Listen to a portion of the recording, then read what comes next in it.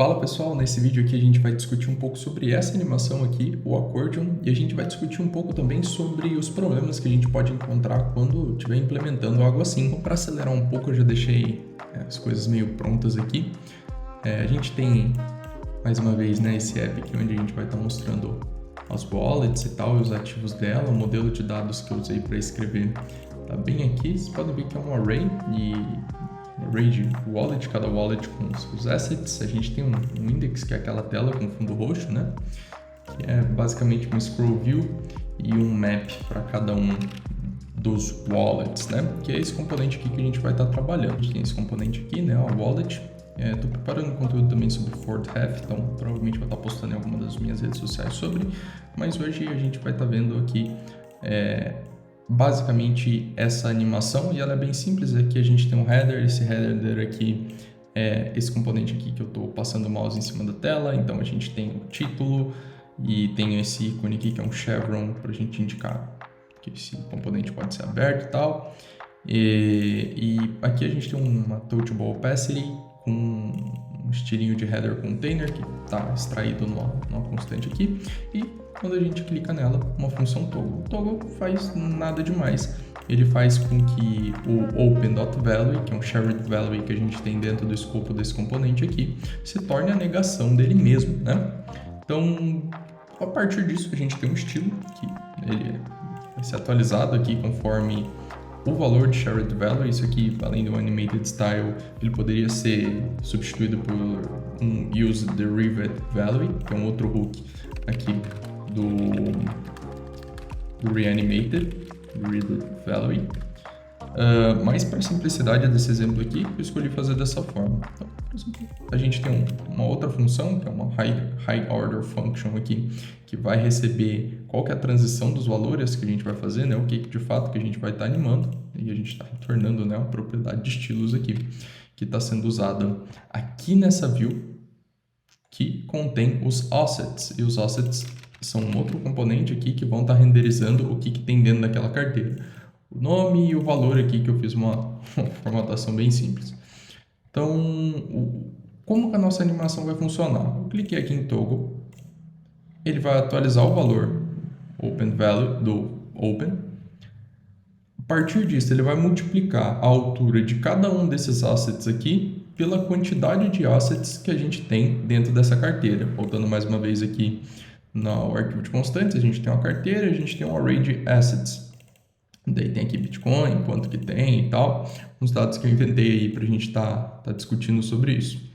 Então, se o valor estiver aberto, ele vai ser a altura total, né? Vai ser a quantidade de assets que tem aqui, vezes a altura deles. Então, aqui tem 68, aqui tem 68, e beleza. Se tiver fechado, de boa, essa altura aqui é zero. E a gente faz uma animação bem simples aqui, que pode ser customizada.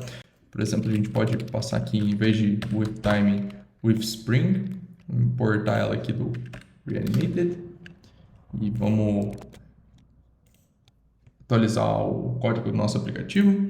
Então, beleza, a gente tem aqui a altura de cada um dos itens. Essa wallet tem 2 itens, essa aqui tem 3, essa última aqui tem um só.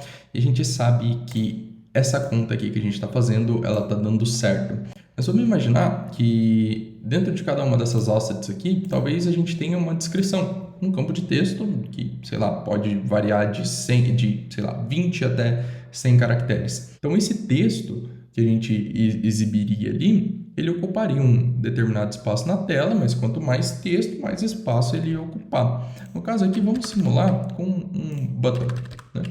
Vou colocar um button aqui, vou salvar e pronto, já era a minha animação. Eu tenho um tamanho fixo ali, né, para cada um dos meus ativos, só que ao adicionar esse button aqui, que mais uma vez poderia ser, sei lá, um texto em qualquer valor, e isso aqui, quanto mais texto ele estaria editando, né, ou aumentando o tamanho que a gente está usando aqui para esse componente.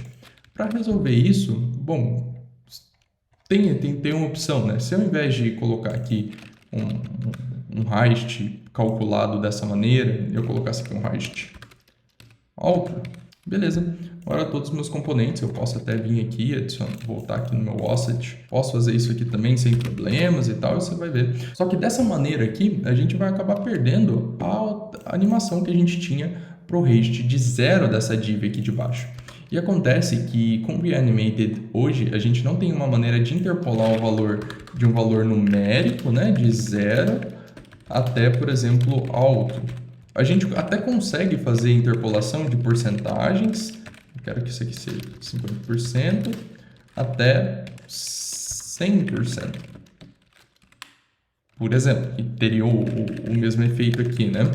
Daí a gente fica com uma dúvida. Num caso desse, e se eu precisar exibir uma descrição? E se eu precisar adicionar mais um componente e não tem uma maneira de eu saber quanto espaço na tela que eu vou gastar, né? Que eu vou ocupar para fazer a exibição desse componente. Então, qual que é o problema que a gente quer resolver? A gente quer uma maneira de calcular qual que é o tamanho, a altura na tela que aquele componente que a gente vai passar como child, né? Para nossa view animada vai ter. E já que a gente já conversou que a gente não tem nenhuma maneira de saber isso antes de renderizar o componente na tela, a gente pode usar, mas a gente ainda pode usar essa função aqui do Reanimated, que é o Measure. Então, o que o Measure faz? Ele determina a localização de um elemento na tela, um elemento que já foi renderizado, né? E ele retorna para a gente esse objeto aqui, que tem a coordenada x, a coordenada y desse objeto, a largura, a altura e, se eu não me engano, também tem aqui, né, essa interface do Measure Dimensions que a gente pode tipar estaticamente. O que vai interessar para a gente aqui? A altura dele. Tem até um exemplo interessante aqui dentro dessa página, que a gente só consegue usar essa função dentro de componentes renderizados. Se a gente quiser, por exemplo, tentar medir um elemento numa flat list que está muito longe do offset que a gente definiu para ser exibido na tela, ele vai retornar null. Uma das mudanças que a gente vai precisar fazer nesse componente aqui é adicionar o haste, né, a altura daquele componente que a gente vai renderizar dinamicamente, né, com altura dinâmica, como um shared value. E depois disso, a gente vai criar aqui uma animated ref, que no caso aqui chama aref, né? Que nada mais é do que um useRef normal, só que ele estende funcionalidades do Reanimated para comunicação com a thread de UI. E esse aref aqui a gente vai estar usando na view que contém, né, na view que é o parent dos assets que a gente vai renderizar. Então a gente está imaginando que isso aqui é o componente de altura dinâmica e a aref está na view que está segurando esse componente. Fora isso, a gente ainda tem aquela animated view com estilo aqui e overflow hidden dos componentes que passarem daquela altura, por isso que a gente viu lá no exemplo anterior, que quando a gente adicionava um novo componente aqui no assets, o componente seguinte da listagem ele ficava cortado ali para o meio. Então a gente vai voltar aqui agora. E a gente tem, né, um style, um animated style, que vai fazer a mesma coisa. Se a altura, né, se tiver aberto aqui, que é um outro shared value igual a gente tinha no exemplo anterior, então vai ser um with spring o valor da altura, que está aqui, com um timing, né, ou se não, um timing para 0, né, abrindo ou fechando.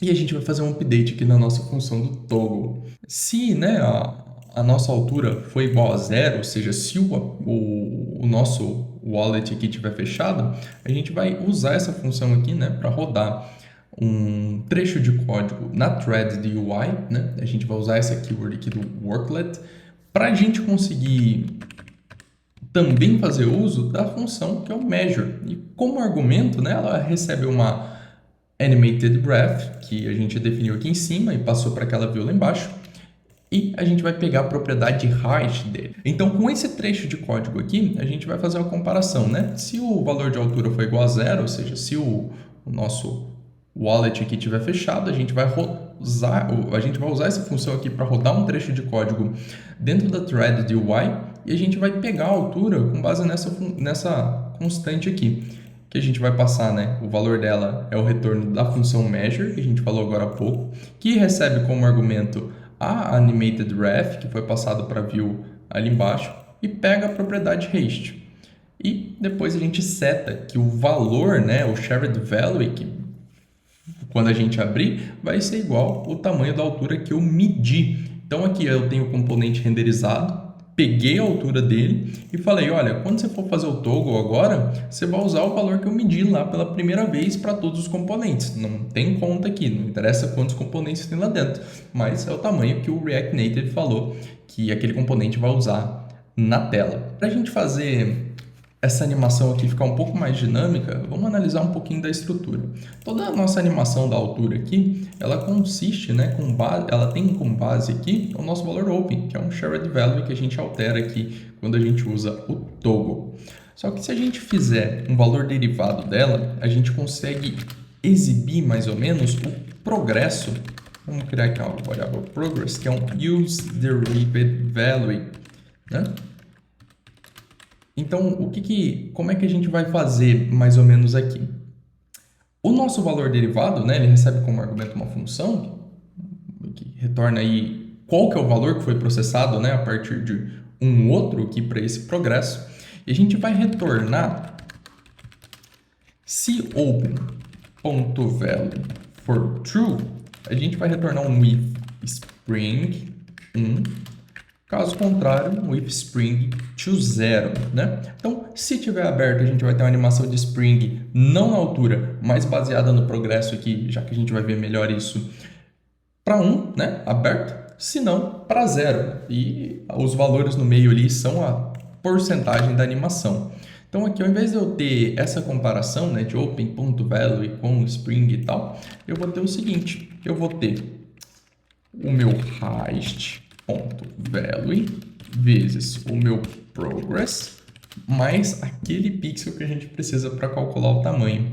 E o que isso aqui significa na prática? Significa que quando eu tiver fechado e progress for 0, o meu height.value que já foi calculado, ele vai ser 0 também. Então, 260 vezes 0, 0 está fechado.